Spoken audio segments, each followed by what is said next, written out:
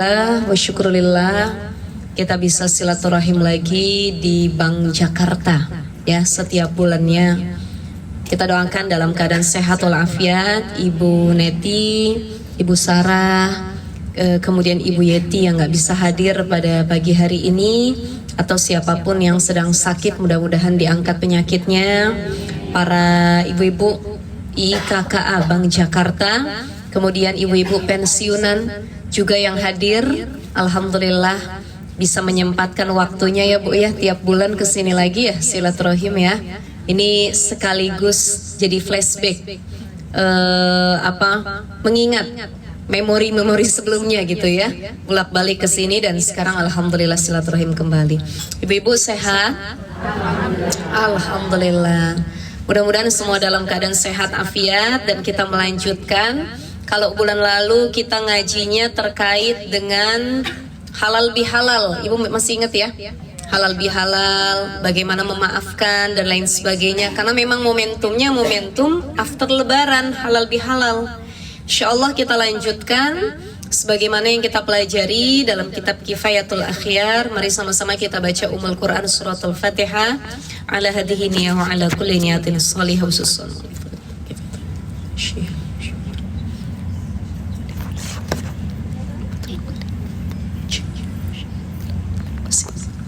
Al-Fatihah.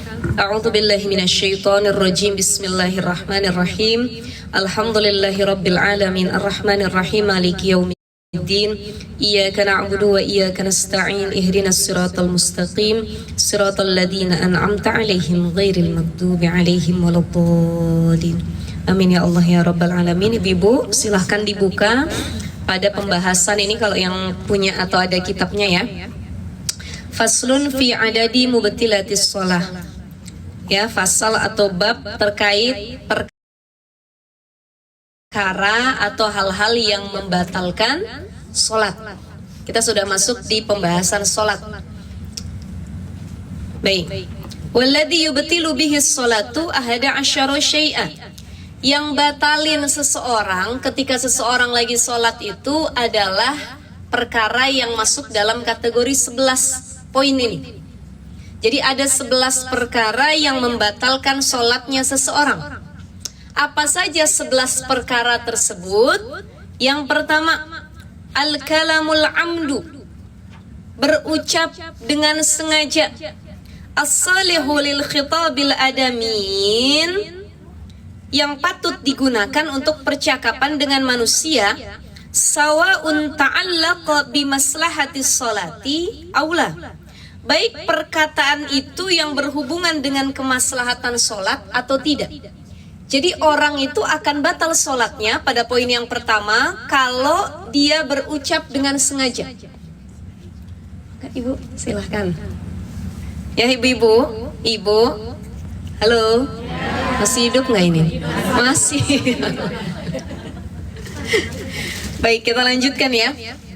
Jadi poin pertama yang bikin seorang batal adalah apa? Berucap dengan sengaja. Bagaimana dengan ucapan yang tidak sengaja? Maka itu tidak membatalkan sholat. Ya. Dan Nabi SAW bersabda begini, Inna hadhihi sholata la yasluhu fiha syai'un min kalamin nas. Innama hiya tasbih wa takbir wa qiraatul Qur'an. Jadi sholat itu nggak boleh di dalamnya ada pembicaraan yang dimengerti oleh manusia. Jadi pembicaraan antar manusia itu membatalkan dalam sholat. Tapi kalau pembicaraan atau kalimat yang keluar dari lisan kita saat sholat adalah kalimat takbir, tasbih, kemudian bacaan Al-Quran yang gak ada kaitannya sama manusia, tapi kaitannya sama Allah, maka itu tidak membatalkan. Apa saja ucapan yang berkaitan dengan manusia? Contoh, ngejawab orang. Ibu lagi sholat, Allahu Akbar, Bismillahirrahmanirrahim, Alhamdulillahi Rabbil Alamin, Ar-Rahmanirrahim. Suami manggil, Mama, Iyyaka na'budu wa iyyaka nasta'in. Oi, ihdinas siratal mustaqim. Walaupun kata cuman ngejawab atau nyautnya, woi, iya, sholat pak, sini pak, maka itu batalin sholat. Jadi segala sesuatu perkataan, kalimat, ucapan yang itu menjawab manusia lainnya atau memberi pengertian terhadap perkataan antar manusia, maka batal sholatnya. Termasuk kita sholat berjamaah nih, baik itu ada yang sholat 5 waktu, sholat tarawih yang sering berjamaah ya, atau sholat Idul Fitri, Idul Adha nih, minggu depan Insya Allah kita Idul Adha kalau nggak salah tanggal 27 ya. Tapi nanti masih ngelihat pengumuman yang ada lagi. Nah ini kan sholat Idul Adha berjamaah. Jadi sholat-sholat yang berjamaah ini rame-rame nih. Kanan kiri ada teman kita, depan, kanan, kiri, belakang. Begitu lagi sholat, Allahu Akbar. Atau baik lagi ruku, sujud dan lain sebagainya. Tiba-tiba kawan kita yang baik di sebelah kanan, kiri, depan atau belakang bersin. Hashim. Karena kita kebiasaan ngejawab orang bersin dan itu kan ada doanya. Hashim, alhamdulillah. Apa doanya? Yarhamukallah. Yang bersin baca lagi yahdikumullah. Nah, ada kawan kita di sebelah bersin, Hashim. Kita jawab yarhamukallah. Itu batal sholatnya. Karena nggak ada kaitannya dengan sholat. Udah kita jawab yarhamukallah, dia nyaut juga yahdikumullah katanya. Bersin lagi yang sebelah, yarhamukallah, yahdikumullah. Udah ada begitu aja tuh sholatnya. Jadi saling nyaut yarhamukallah sama yahdikumullah. Maka itu membatalkan sholat. Jadi menjawab panggilan, ya, kemudian bersin, itu membatalkan. Sekarang pertanyaannya begini, bagaimana Ustazah kalau itu terkait peristiwa yang mengagetkan, ya? Contoh. Kita lagi sholat, Allahu Akbar, tiba-tiba gitu, atau pintu ketutup sendiri, atau sesuatu yang ngagetin, atau lagi sholat, hujan gede, ada petir, ibu kaget, kemudian ibu berucap tuh Astagfirullahaladzim, itu nggak batal, karena kalimat istighfar, tasbih, ya, tahmid itu adalah kalimat zikrullah yang dalam sholat diperbolehkan, maka nggak batal itu. Ya, jadi kemudian lagi sekarang ini kan permasalahannya banyak nih kalau dalam sholat ibu-ibu ya, ngedehem lagi sholat. Kalau ngedehemnya memang ada maksud, maka batal. Ini ada orang, kan saya pernah nyampein, orang gibah itu ada beraneka ragam. Sekarang saya tambahin satu lagi, ada gibah pakai mulut, ya. Tahu nggak si itu begini-begini, nah itu pakai mulut, ya. Ada gibah kor tuh di medsos ya, dari anak-anak sampai yang tua. Kalau gibah ekspresinya sama ibu-ibu, pasti matanya melotot, mulutnya agak miring dikit. Nah itu, mau dari anak kecil sampai yang nenek-nenek sama ekspresinya, itu ya. Jadi ada orang gibah pakai lisan, mulut.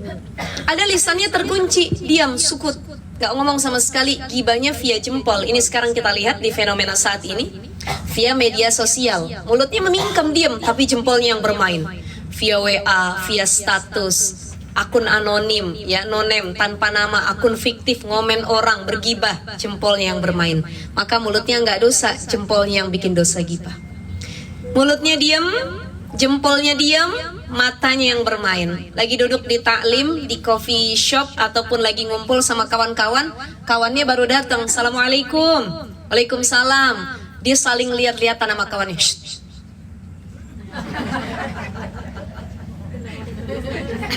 Mata tuh, itu cuma mata tuh. Itu kalau ada kawan-kawanan, berteman, gibahnya udah pakai mata, satu frekuensi tukang gibah tuh. Dari mata udah ngerti maknanya, ya kan? Jangankan teman sama teman, suami istri kalau udah main mata udah satu hati itu. Lagi makan nih, ya, di restoran atau di luar, kemudian ada yang aneh di kanan kirinya. Istrinya bilang, "Pah, kenapa mah?" Suaminya nengok, "Jangan nengok, Pah."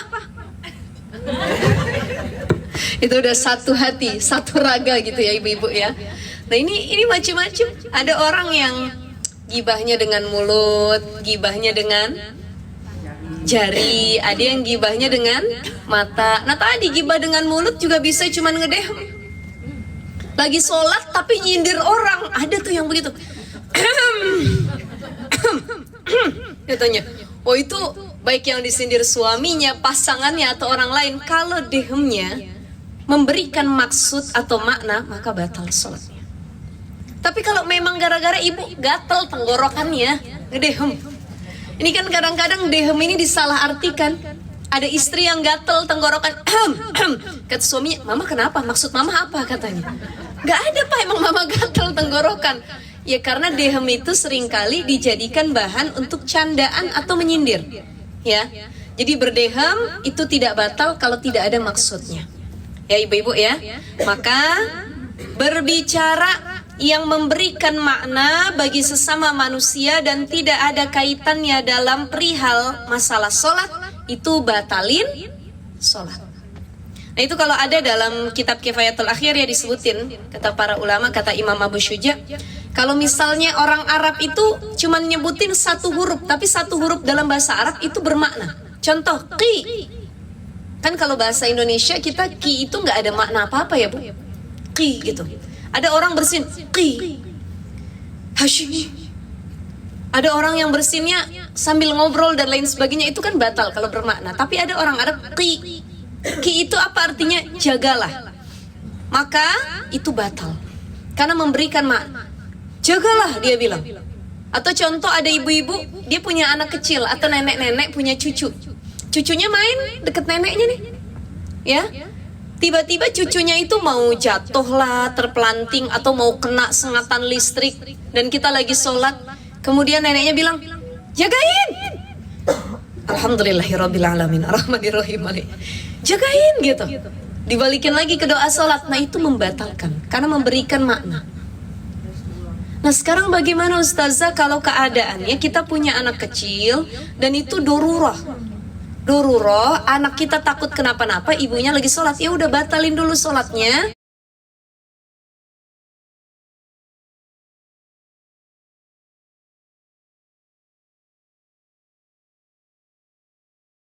Gimana ya? Nah coba cari dulu, diamanin, titipin dulu anaknya, titipin dulu sama suaminya, keluarga, baru kita melaksanakan sholat. Kalau nggak ada yang dititipin, bagaimana Ustazah? Minimal tempatkan anak kita di tempat yang aman. Jauhkan dulu hal-hal yang berbahaya, benda-benda tajam, sengatan listrik, colokan-colokan, tutupin, baru kita sholat. Nah baru diulang lagi sholatnya. Itu begitu ibu-ibu ya. Jadi perkara pertama yang membatalkan sholat adalah berucap dengan sengaja. Kemudian yang kedua, wal amalul katsir. Perkara kedua yang batalin sholat adalah bergerak yang banyak. Al mutawali, terus menerus, kasalas khotowatin, seperti 3 kali langkah, amdan, secara sengaja, kana dzalika au sahwan, baik itu dilakukan karena sengaja ataupun karena lupa. Ya, amalul qalil fala tabtulus sholatu bihi. Adapun gerakan yang sedikit itu tidak sampai menjadikan sholat menjadi batal.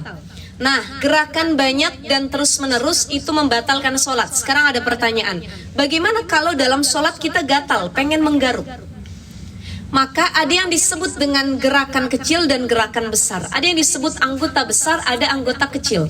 Yang masuk dalam kategori anggota kecil adalah jari-jari, mata, bibir, dan gerakan hidung. Kalau orang lagi sholat bergerak anggota kecilnya, maka tidak membatalkan sholat walaupun berkali-kali. Contoh, mulutnya. Kan itu gerak, ya? Itu nggak batalin sholat. Atau hidungnya. Lagi pilek nih, itu nggak batalin sholat karena anggota kecil dan gerakan kecil. Atau mata yang berkedip-kedip, nah, itu nggak batalin juga.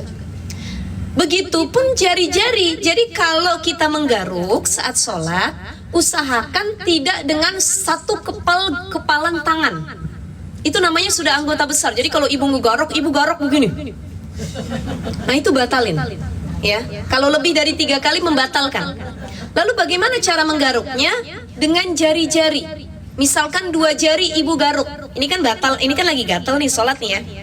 Allahu Akbar. Gatal nih, yang gatal pipi. Garuk. Nah itu nggak batalin. Atau, tapi kalau Boleh dengan satu gepalan tangan itu terhitung satu. Dan kalau gerakinnya terus-menerus, al-mutawali tadi terus-menerus, itu batal. Lalu bagaimana? Kudu ada jeda nih, gatel. Nah gitu. Sama kayak pernah saya di sini atau di mana ya saya praktekkan ya. Kayak misalkan sholat. Ini melangkah ya ibu-ibu ya, melangkah sholat. Contoh, sawiyu sufufakum. Silahkan dirapatkan safnya. Itu kan ada ibu-ibu yang ini kosong nih, ini ada kawannya. Terus dia rapatin begini nih. Nah itu tidak membatalkan kalau gerakannya ada jeda. Bukan yang al-mutawali, terus-menerus. Sama halnya seperti kita melangkah maju atau mundur. Misal contoh kita punya imam, ibu-ibu sholat sama saya misalkan. Saya jadi imam batal karena buang angin. Maka kan harus ada yang menggantikan, maju makmumnya itu jadi imam. Nah si makmum yang maju jadi imam, dia melangkah misalkan berapa? 2 langkah. Ini kan imam, ini makmum ya. 1. Itu nggak boleh majunya begini bu. Kayak orang lomba gitu ya. Nah itu banyak dan terus menerus maka batal sholatnya. Maka cara melangkahnya adalah dijeda. 2. Misalkan sampai 3 harus 3 langkah. 3 udah habis. Gak boleh lagi dia bergerak. Itu 3 kali berturut-turut. Jadi para ulama ada yang mengatakan jumlahnya 3, ada yang mengatakan banyak gitu. Pokoknya ya. Jadi seperti itu. Nah, syarat hasiluhu annahu la yubtilu illa bisyuruti khamsatin ya. Kesimpulannya gini. Salat itu dapat menjadi batal karena gerak dengan memenuhi 5 syarat. 5 syarat gerakan yang bikin seorang batal salatnya. Apa itu? Pertama ayyakuna katsiran, gerakannya banyak, lebih dari 3 kali. Jadi gerak mulu dalam salat nggak bisa diam nih. Ya, gatal banget badannya, pengen beginilah, pengen begitu, apa dan lain sebagainya. Kalau tadi cuman gerakan kecil, anggota kecil itu tidak membatalkan. Kayak mata, gerak-gerak nggak batalin. Mulut nggak batalin. Ya, kemudian lagi hidung nggak batalin. Atau jari nggak batalin. Atau bergerak jari nggak batalin. Tapi kalau sudah anggota besar yang lain-lain, ibu lagi sholat, terus pas lagi sholat ibu gerakan tangan seperti olahraga misalkan. Karena pegel nih ya, saya punya penyakit nih ustazah, pada rematik pegel katanya. Ya udah, jadi kalau lagi sholat gini balik lagi. Nah itu sudah anggota besar, tapi nggak ada yang begitu ya bu ya. Itu sudah anggota besar maka batal sholatnya, gitu ya. Jadi yang pertama adalah ayyakuna katsiran, gerakannya banyak, bahkan ada yang mengatakan 3 kali, lebih dari 3 kali. Wa ayyakuna mutawalian, syarat kedua yaitu gerakannya berturut-turut. Maka tadi nggak boleh berturut-turut kalaupun kita pakai gerakan anggota besar. Wa ayyakuna saqilan, gerakannya berat. Ya tadi kayak begitu ya, atau ya kalau sekedar mengkol-mengkol boleh, tetapi tidak boleh lebih dari 3 kali karena sudah masuk anggota besar tadi ya. Dan di sini disebutkan wa ayyakuna li ghairi hajatin, tanpa ada hajat apapun. Jadi seseorang boleh bergerak kalau memang ada hajat, tadi gatel ya. Nah sekarang bagaimana kalau misalkan pertanyaannya adalah gatelnya tuh gatel banget, yang kalau digarok sama 1 jari nggak bisa bu. Ini kita gatel nih ya, bisa begini, aduh nggak kerasa dalam hati, nggak kerasa, atau kepala gatel ibu begini, sedangkan harus seluruh kepala yang digarok. Maka kalau keadaannya darurat dan benar-benar gatal sekali, itu boleh untuk menggunakan anggota besar. Dan itu tidak membatalkan sholat. Tapi kalau digunakan anggota besarnya untuk perkara yang nggak darurat, jadi gatalnya nggak gatal banget, atau ngebenerin sesuatu yang nggak urgent banget, maka itu batalin sholat ya. Jadi di sini disebutkan wa iyakuna li ghairi hajatin, nggak boleh kalau tanpa hajat ya. Tanpa hajat apapun dia batalin. Wan takuna kasratuhu mutayaqinatun, jadi jumlah banyak gerakan yang meyakinkan. Jadi kita sudah meyakinkan bahwa gerakan tersebut tuh jumlahnya emang banyak. Tapi kalau kita nggak yakin, rasa kita kayaknya belum nyampe 3 kali atau nggak banyak deh tadi, maka itu tidak membatalkan. Tapi kalau kita yakin, waduh tadi saya selama sholat zuhur 4 rakaat, ini gerakan yang udah dikeluarin itu banyak sekali, maka itu batal sholatnya. Itu ya, Ibu ya. Selanjutnya yang ketiga, setelah yang pertama berucap dengan sengaja itu membatalkan sholat, kemudian lagi wal amalul kasir, gerak yang banyak lagi sholat, apalagi mutawali terus menerus, itu juga membatalkan. Maka yang ketiga adalah wal hadasul asghar wal akbar, berhadas kecil atau hadas besar. Sebelumnya saya pernah sampein ya Bu Neti, dari awal kitab Toharo, kitabut Toharo ini sebenarnya sudah dijelaskan ibu-ibu. Cuman mungkin ibu-ibu pensiunan baru hadir. Hadas itu terbagi 2, ada hadas besar, ada hadas kecil. Ini hadas, ya, hadas besar dan hadas kecil. Apa saja yang masuk dalam kategori hadas besar? Hadas besar itu adalah contohnya adalah junub, ya, junub, haid, kemudian nifas. Junub, haid, nifas ini disebut dengan hadas besar. Hadas kecil, keluarnya air kencing, ya, kemudian air besar, ya, BAB gitu ya Bu ya, buang air besar. Kemudian lagi buang angin, ya, buang angin. Apalagi yang masuk dalam kategori hadas kecil? Flek atau keputihan gitu ya, itu masuk dalam kategori hadas kecil. Jadi orang yang keluar air kencing, air besar, buang angin, keputihan, maka ini membatalkan sholat. Dan cara untuk bisa memulai sholat lagi yaitu dengan berwudu. Jadi cara mensucikan hadas kecil setelah istinja atau cebok yaitu harus dengan berwudu. Berwudu ini cara bersuci untuk hadas kecil. Tetapi hadas besar nggak cukup kalau dengan berwudu. Ada orang haid, selesai haid pengen sholat, maka nggak cukup hanya dengan wudu. Nggak sah wudu orang yang haid kalau belum mandi wajib. Maka syarat hadas besar dihilangkannya harus dengan mandi wajib. Baik itu yang junub, haid atau nifas, harus dengan mandi wajib. Sampai sini paham ibu-ibu? Boleh tanya? Ya, mangga. Ada 2 hal. Lanjut ya. Yang pertama tadi, gerakan misalnya, kan kita sering kali pakai mukena bagian bawah, ini pakai kelihatan. Jadi pada saat kita berdiri, kita kelihatan tanpa sengaja. Bagaimana cara bagiannya? Otomatis kan tanda-tandanya kita bergerak untuk menutupin. Nah itu apakah itu pergerakan besar yang sehingga membatalkan? Kalau memang itu nggak boleh, bagaimana caranya untuk bisa menutup kembali? Yang kedua, kalau yang ini, mohon maaf, kalau anak-anak yang masih produksi itu kan keputihan itu kan Terus menerus. Sementara kalau kita keseharian itu bagaimana dengan sholatnya? Baik. Apakah maaf harus pas sholatnya dulu? Nah. Kita kondisi kan tidak di rumah. Iya. Nah jadi begini, dalam keadaan hadas ya, saya mulai dulu dari hadas kecil ini, atau yang tadi dulu, membenarkan mukena. Nah ini sebenarnya pembahasan setelah ini Bu. Inkisyaful aurah, salah satu yang membatalkan sholat adalah terbukanya aurat atau kelihatannya aurat. Termasuk tadi kalau perempuan tuh kaki, ya, ada yang mukenanya kependekan, kakinya kelihatan, ada yang jilbabnya atau mukenanya ketarik, rambutnya keluar, ya, atau yang tersingkap tuh ke belakang. Nah nanti kita bahas setelah ini ya, itu ya. Nah terkait dengan ini, salah satu yang disebut dengan hadas kecil adalah keputihan atau air yang keluar, ini keputihan. Nah diantaranya juga selain air kencing adalah air mazi. Air mazi itu beda dengan air mani. Mohon maaf ya, saya bahasnya agak vulgar, tapi ini fikih ya ibu-ibu ya. Kalau air mani itu kan mimma indafid, keluarnya setelah mimpi basah ataupun hubungan suami istri, ya. Dan keluarnya itu, mohon maaf sekali bahasanya dafiq, muncrat.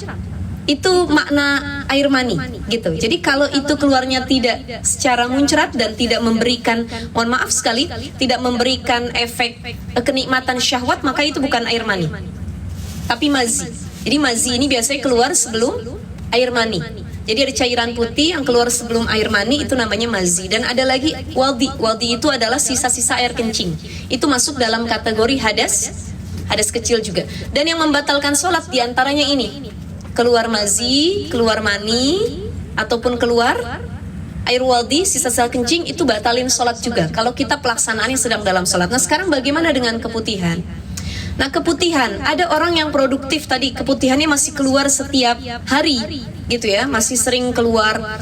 Ini bisa disebut dengan kategori dawamul hadas. Dawamul hadas. Jadi kalau itu yang keputihannya penyakit, artinya udah diobatin tetap nggak sembuh, maka dimakfu, boleh tetap dilanjut sholatnya. Sama kayak orang yang buang angin. Ada orang yang, mohon maaf kalau bahasa kitanya, udah dol. Ya apa tuh bahasanya tuh? Ya, ada yang udah apa kalau bahasa kedokterannya tuh ya? Hah? Oh udah dol begitu ya Bu ya? Artinya gini, saya pernah dulu punya jamaah umroh Bu. Itu kan kalau kita tawaf, salah satu yang batalin tawaf itu sama dengan yang membatalkan sholat, yaitu buang angin. Kecuali bersentuhan, maka itu boleh dengan mazhab selain mazhab Syafi'i, maka tidak batal tawaf kita. Nah kalau orang buang angin saat tawaf, dia kudu wudhu dulu baru lanjutin tawafnya, sama dengan sholat. Lalu saya punya jamaah dulu yang memang saya nggak tahu ya berapa menit apa berapa detik sekali buang angin. Jadi pokoknya tadi udah dol itu, udah ada kerusakan di area itu, area bokongnya. Maka jadi buang angin terus, gitu. Nah itu baru, kan ada orang yang nggak sampai seperti itu. Ya, mungkin buang anginnya 30 menit sekali. Nah itu belum termasuk yang dawamul hadas. Tapi kalau ada orang yang memang sudah kena penyakit, sudah tua, apalagi orang tua, yang dia dikit-dikit buang angin, baru wudhu, kelar wudhu buang angin, baru pakai mukena buang angin, wudhu lagi buang angin. Nah kan nggak mungkin itu dia berkali-kali wudhu. Ya, maka yang masuk dalam kategori dawamul hadas ini dimakfu, tidak batalin sholat. Baik itu karena buang angin yang tidak bisa diberhentikan karena penyakit, atau juga keputihan sebab penyakit. Tapi kalau keputihannya karena bukan sebab penyakit, ya misalkan emang lagi masa-masa ovulasi atau masa-masa sebelum haid, biasanya keputihan banyak. Itu caranya bagaimana? Dibersihkan dulu, benar-benar saat istinja atau cebok tuh didehem, dipencet perutnya, benar-benar kita usahakan untuk bersih, suci. Dan kita sudah meyakini area alat vital bersih. Kemudian mau sholat, kita tahu di pakaian dalam kita banyak bekas keputihan, diganti yang baru. Karena mau sholat. Sekarang keadaannya bagaimana kalau kita di luar sholat, di luar rumah, bepergian, dan kita melihat, waduh, ini pakaian dalam saya penuh dengan keputihan, mungkin juga banyak sisa air kencingnya. Nah, nanti kita akan bahas salah satunya yang dimaksud dengan hadas yang dimakfu dalam sholat, diantaranya adalah cipratan air kencing sebelum kita sholat. Misalnya kita istinja cebok nih Bu, kamar mandi, kita nggak tahu tuh air kencing itu nyiprat atau enggak. Nah cipratan air kencing yang kecil-kecil yang kita nggak tahu keberadaannya, bentuknya, baunya, itu dimakfu. Dimaafin artinya tidak batalin sholat. Tetapi untuk kehati-hatian, ihtiyat, kalau kita mau sholat dan kita pakai pakaian dalam, usahakan dilepas dulu biar nggak kena. Ini untuk kehati-hatian, menjaga. Saya punya almarhum ibu saya, Allahyarham, udah meninggal. Beliau dulu selama hidup, waktu saya masih tinggal sama beliau, belum nikah gitu, saya selalu ngelihat beliau tuh kalau mau sholat pasti ganti pakaian dalam. Apalagi di rumah kan nyantai, ganti pakaian dalam, atau setiap mau buang air pasti beliau buka pakaian dalam dulu, baru nanti dipakai lagi ketika mau sholat. Itu sebagai bentuk kehati-hatian ya. Nah sekarang keadaannya yang memang banyak dengan keputihan, atau kita juga khawatir tadi banyak cipratan. Kalau di luar kan dibuka nggak mungkin ya. Kalau kita meyakini hanya ada sedikit dan itu dimakfu, artinya gini Bu, mohon maaf ya, keputihan itu yang jatuh ke pakaian dalamnya hanya sedikit mungkin. Sama halnya dengan cipratan air kencing, dan kita yakini itu nggak tahu gitu, dikit keberadaannya, silahkan, itu dimakfu, dilanjutkan untuk sholat. Tapi kalau kita tahu pakaian dalam kita emang nggak layak dipakai sholat, kalau bahasa orang Sundanya tuh geleh gitu, geleh ya, geleh banget dipakai sholat tuh udah nggak cocok lah, nggak bersih. Maka boleh sholatnya dinantikan, tapi dengan catatan saat itu lihurmatil waqt. Jadi kata Imam Izzuddin bin Abdissalam, ini pentingnya lihurmatil waqt. Lihurmatil waqt itu kita melaksanakan, kita seolah-olah melaksanakan sholat, tapi nanti sholatnya harus diulang di keadaan yang lebih baik. Jadi wudhu lagi, sudah suci lagi. Sama halnya kayak orang yang sedang dalam perjalanan. Saya ambil contoh gini ya Bu, saya bahas sedikit ya. Ada orang yang pulang kerja nih, perjalanan. Contoh di kereta atau di bus, itu kan padat tuh, ya. Dan dia nggak mungkin untuk diri dia doang, dia bilang sama masinis keretanya, "Bang, berhenti bentar ya, saya mau sholat." Kan nggak mungkin, kecuali tiba di satu pemberhentian, dia berhenti untuk sholat baru bisa. Lalu keadaannya tuh desek-desekan. Ibu, keadaannya desekan. Itu kan ibu ngelihat nggak keadaan kereta itu kayak yang kemarin kejadian tuh? Itu kan padat ya Bu ya, apalagi jam-jam kerja, waktu-waktu kerja pulang dan pulang dan perginya. Itu padat, kita buat napas aja udah alhamdulillah. Masih bisa pegangan aja alhamdulillah. Buru-buru mau keluar, misi Bu ya, bentar mau sholat ya. Pasti masuk lagi nggak ke bagian tempat. Nah kalau kita di keadaan yang benar-benar hektik, padat, atau macet parah yang kita benar-benar nggak bisa berhenti untuk sholat terlebih dahulu, dan itu udah masuk waktu maghrib misalkan, maka yang harus dilakukan bukan kita tuh diem aja nggak sholat sama sekali. Apa yang harus dilakukan? Lihurmatil waqt, menghormati waktu sholat dengan seolah-olah kita lagi mendirikan sholat. Jadi contoh ibu pegangan di busway atau di kereta nih, ibu pegangan. Begitu ibu lagi pegangan, ibu seolah-olah sholat walaupun desek-desekan. Bagaimana lihurmatil waqt itu caranya? Seolah-olah kita merasa sedang sholat. Kita sholat apa? Maghrib misalkan. Allah usolli fardhu maghrib, salah sarokaatin mustaqbilal kiblati adan lillahi ta'ala, Allahu akbar. Itu seolah-olah tuh. Tapi nggak usah kencang-kencang Bu. Itu yang ada semua mata tertuju ke kita. Ini orang lagi ngapain katanya ya. Tiba-tiba kita Allahu akbar, Sami Allahu liman hamidah. Ini ngagetin yang kanan kiri, ini kenapa sih nih orang? Nah, nggak perlu sampai seperti itu. Jadi cukup dalam hati. Allah. Allah. Assalamualaikum. Dan itu kita seolah-olah lagi ngerjain sholat maghrib 3 rakaat. Yang mana sholat itu nanti harus diqodho, diulang lagi. Jadi kan kita nggak ada waktu nih buat ngerjain maghrib di jalan. Sedangkan nyampe rumah pas banget azan isya. Ya udah, niatnya bukan lagi usolli fardhu maghribi salasa rakaatin mustaqbilal kiblati adaan lillahi ta'ala, bukan lagi adaan. Karena waktu sholatnya udah habis. Niatnya apa? Diganti qodhoan. Sholli fardhu maghribi salasa rakaatin mustaqbilal kiblati qodhoan lillahi ta'ala. Karena ngerjain maghribnya udah bukan di waktu maghrib, tapi di waktu isya. Gitu ya. Nah seperti itu ibu-ibu. Itu ya Bu ya. Jadi kalau memang tadi dirasa memang udah geleh banget, udah nggak cocok pakaian dalamnya, karena kita yakini tadi banyak yang keputihan atau cipratan dan lain sebagainya, silahkan lihurmatil waqt, nanti baru sampai tempat tujuan diqodho sholatnya. Gitu ya. Cuman kalau kita merasa cuman percikan atau kita yakinnya oh nggak ada deh, cuman dikit, ya udah silahkan untuk melaksanakan sholat karena kita yakini itu masih suci. Dan mungkin kalau ada najisnya cuman yang dimakfu, yang tadi kayak percikan-percikan aja, gitu ya. Seperti itu. Bukan di jamak, ya, tapi di qodho. Tetapi, nah nanti kita akan bahas nih pembahasan di jamak dan qasar sholat ya. Ada kebolehan menjamak sholat. Jadi kebolehan menjamak sholat itu pada beberapa keadaan. Di antaranya satu dalam keadaan musafir, perjalanan. Tapi musafir ini juga ada syaratnya. Kalau ibu dari Sudirman ke Pondok Indah, itu belum kategori musafir Bu. Ya, harus melewati sekitar 83 km sampai 90 km. Ibu dari sini ke Bandung, udah masuk musafir nggak? Musafir, maka boleh dijamak, boleh dikosor, karena sudah melewati kategori itu. Tapi kalau masih dekat, ibu mudiknya dari sini ke Jawa Tengah, musafir.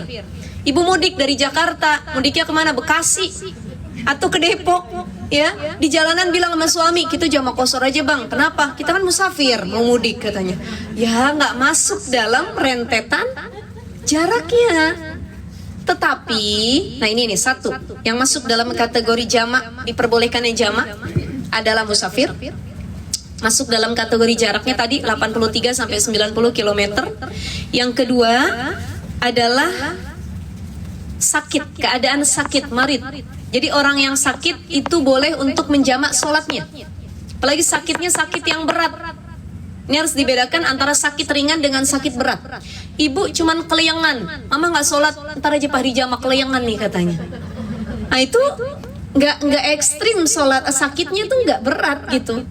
Atau ibu pilek, bengek gitu. Ma kok nggak sholat, mama sakit nih Pak, bengek mama nih, pilek, kenapa ntar aja dijamak? Ya itu nggak ekstrim sakitnya gitu. Tapi kalau sudah sampai ada yang stroke, ya Bu ya, ada yang penyakit berat, kalau bangun tuh benar-benar nggak mampu, nggak kuat, jadi nggak bisa setiap waktu melaksanakan sholat, maka yang keadaan seperti ini boleh untuk dijamak.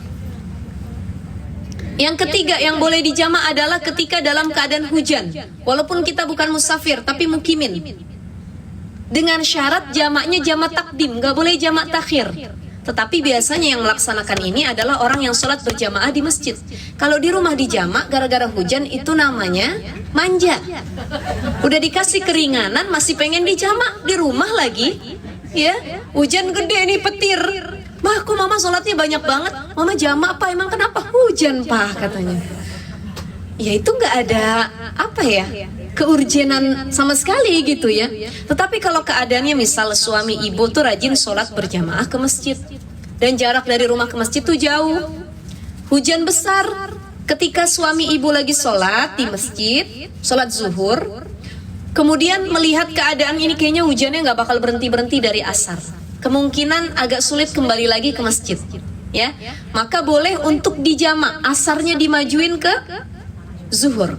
Nantilah di pembahasan jamak takdim kita akan bahas, karena jamak itu nanti ada syarat-syaratnya, kemudian ada lagi niat-niatnya, ada tata caranya, bagaimana itu bisa dimasuk dalam kategori jamak, bagaimana keadaan seperti ini nggak bisa lagi disebut jamak, jadi harus sholat pada waktunya. Nanti kita bahas di pembahasannya ya, insyaallah ibu-ibu ya. Baik.